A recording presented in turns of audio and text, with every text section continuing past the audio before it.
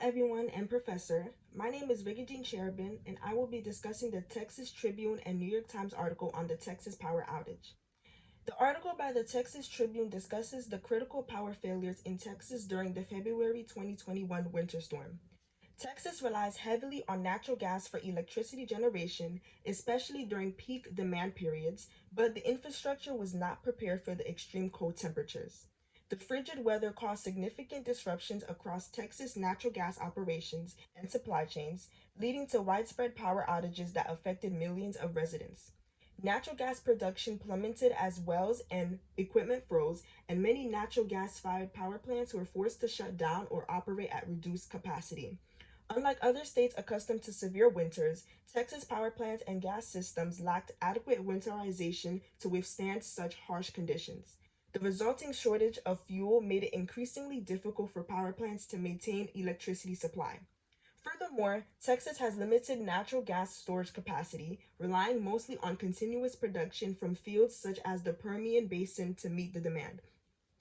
Approximately half of Texas natural gas production halted due to frozen equipment and power outages at pump stations. This, combined with maintenance outages and problems in other power generation sources like wind and nuclear, created a major energy crisis. Despite expectations and preparations for winter weather, the storm's severity exceeded the Electric Reliability Council of Texas forecasts, causing outages that far surpassed previous estimates. Experts emphasize that winterization of infrastructure is crucial to prevent such wide scale failures in the future, particularly as extreme weather events become more frequent due to climate change. Now, the article No, Wind Farms Aren't the Main Cause of the Texas Blackouts, published by the New York Times, provides a thorough and critical clarification of the underlying reasons behind the catastrophic power outages in Texas during the February 2021 winter storm. It traces the outbreak of widespread electricity failures to a systemic breakdown in the state's power generation infrastructure, which is largely the freezing of natural gas pipelines rather than renewable energy sources like wind farms.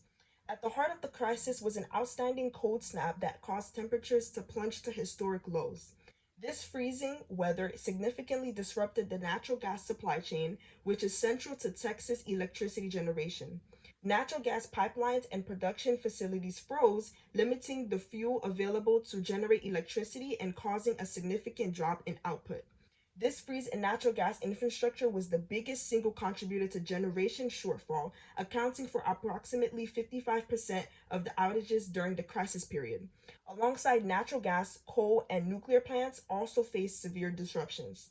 Coal plants were impaired primarily due to frozen coal piles and the inability to access unfrozen water for cooling. A nuclear plant went offline for over a day because of a frozen sensor, further diminishing the grid's reliability. The article highlights that wind farms constituted only about 7% of Texas power supply at that time of the year, a relatively small share compared to natural gas, which is responsible for the majority of electricity generation, especially during peak demand in winter. Even with some wind turbines freezing, the scale of wind power failure was comparatively minor, and renewable sources like wind and solar did not by themselves cause the blackout. The truth was that all power generation types, including natural gas, coal, nuclear, wind, and solar, were affected by the extreme weather, and the systemic failure arose from a lack of preparedness, regulatory oversight, and absence of winterization measures in Texas energy infrastructure.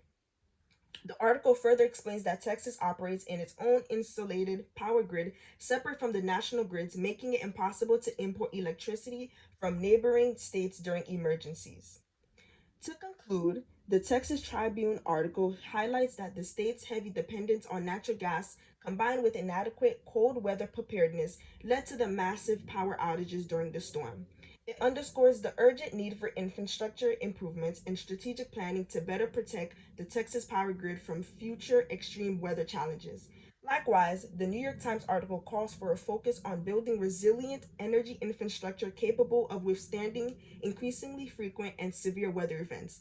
It emphasizes that blaming wind farms or renewable energy sources not only ignores the complex reality of the crisis, but also distracts from necessary reforms, including weatherization standards, grid interconnections, and regulatory oversight.